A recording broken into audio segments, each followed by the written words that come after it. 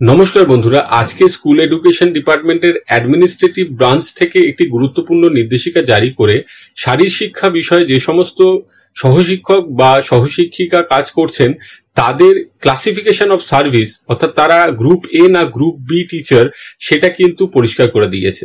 যেখানে বলা হয়েছে যে ফিজিক্যাল এডুকেশন সাবজেক্টে গভর্নমেন্ট স্কুলে যে সমস্ত টিচাররা রোপা 2009-এর আন্ডারে গ্রেড পে 4100-তে ছিলেন এবং যাদের পে ইন পে ব্যান্ড যেটা ছিল 7100 থেকে 37,600, তাদের গ্রুপটা হচ্ছে গ্রুপ বি।